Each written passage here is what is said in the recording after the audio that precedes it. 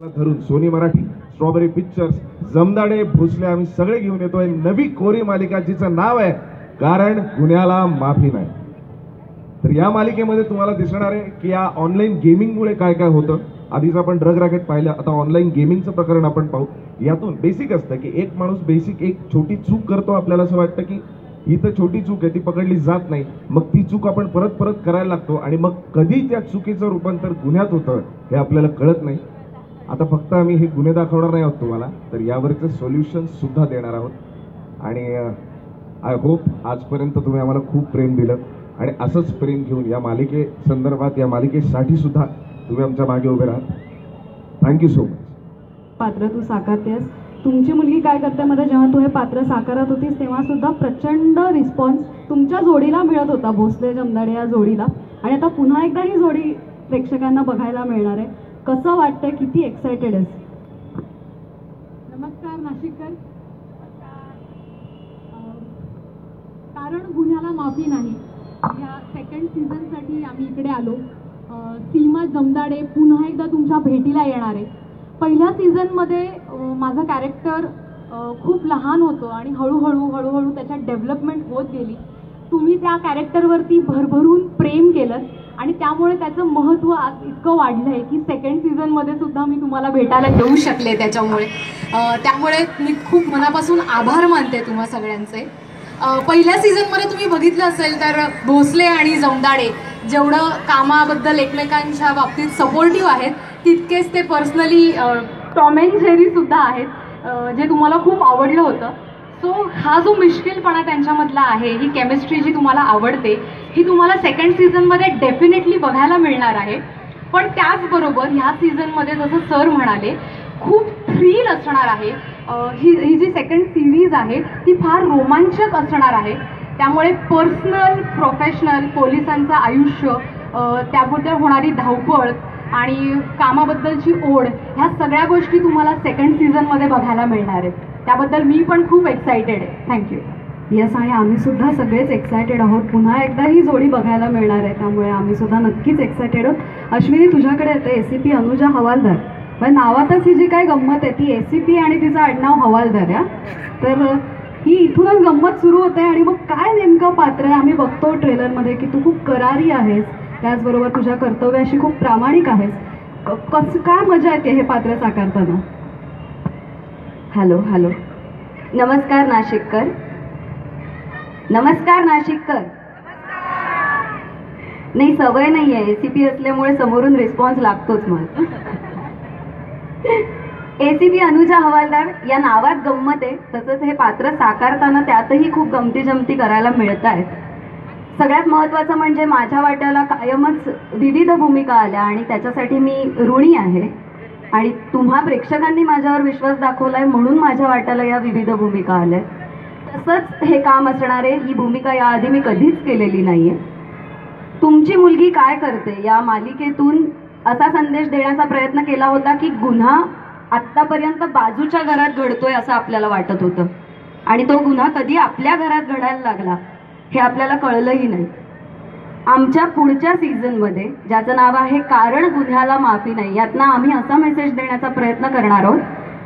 गुन्ह्याचं स्वरूप बदललंय, गुन्हेगार खूप हुशार झाले आणि त्यांची हुशारी एवढी आहे की त्यांचा चेहरा आपल्यासमोर येत नाही. त्यामुळे बऱ्याच गुन्हेगारांना पकडताना खूप जास्त वेळ जातो.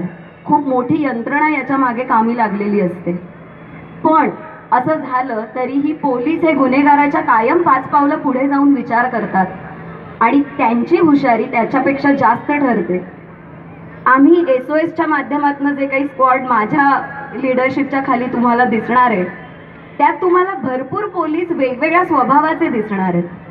तुम्हाला सगळ्यांना मला हेच सांगायचंय की पोलीस हा आमचा पेशा आहे, पण दिवसाच्या शेवटी आम्ही सगळे माणूस आहोत.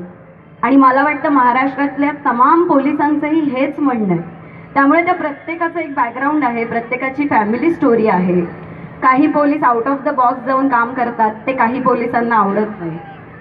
तर असे जे छोटे मोठे खटके उडणार आहेत ACP अनुजा आणि इन्स्पेक्टर भोसलेमध्ये, ते मला खूप इंटरेस्टिंग वाटत आहेत. त्याचबरोबर सीमा जमदाडे, शेरेकर सर आणि ACP भोसले, इन्स्पेक्टर भोसले हे तिघही आधी होते, त्यामुळे कुठेतरी धाकधूक होती की ह्यांची पात्र जेवढी लोकप्रिय झाली आहे, तुम्ही सगळ्यांनी त्यांच्यावर खूप प्रेम केलंय, आता त्यांना त्रास देते म्हणून माझ्यावर राग धरलात तरी मला चालेल.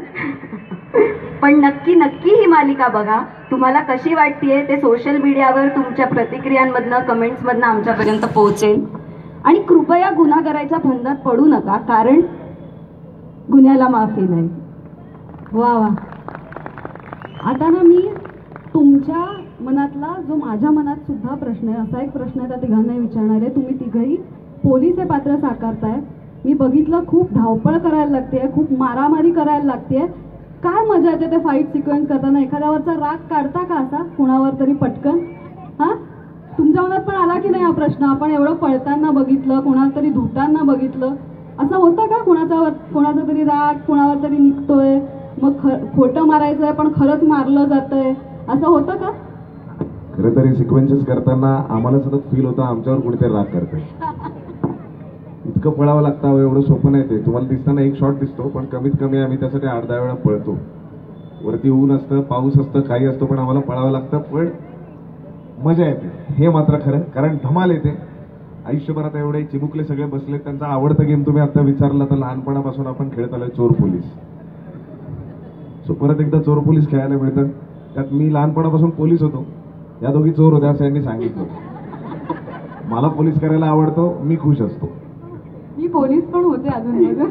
मी खुश आहे, कारण मला असं वाटतं की आता वेगळं काही जिमला वगैरे जायला नको. आपण खूप वर्कआउट केलं, आजचा खोटा समजू. वा वा. एकंदर काय तर तुम्हाला शूट करताना सुद्धा मजा येते आणि आम्हाला त्याच्यामुळे मालिका बघताना नक्कीच मजा येणार आहे. एकदा फक्त एक एक कारण सांगा, का कारण गुन्ह्याला माफी नाही हा कार्यक्रम बघावा, आणि मग आपण पुढच्या कार्यक्रमाकडे वळूया. मला असं वाटतं की मालिका आपण खूप बघतो, पण त्यातल्या दर्जेदार सगळ्या ज्या मालिका आहेत त्या सोनी मराठी वाहिनीवर दाखवल्या जातात. आणि या सगळ्या ज्या मालिका आहेत त्यामध्ये काही नवनाथ यासारखी मालिका आहे जिथे आपण अध्यात्म पाहतो. इव्हन आमच्या पण मालिकेमध्ये आम्ही महाराष्ट्राची हास्य जत्रा या मालिकेचा उल्लेख करतो. भोसले जेव्हा फ्रस्ट्रेट असतो तेव्हा तो महाराष्ट्राची हास्य जत्रा पाहतो. खळखळून हसवणारा कार्यक्रम आहे. पर्सनली हरीश म्हणून सुद्धा मी पाहतो.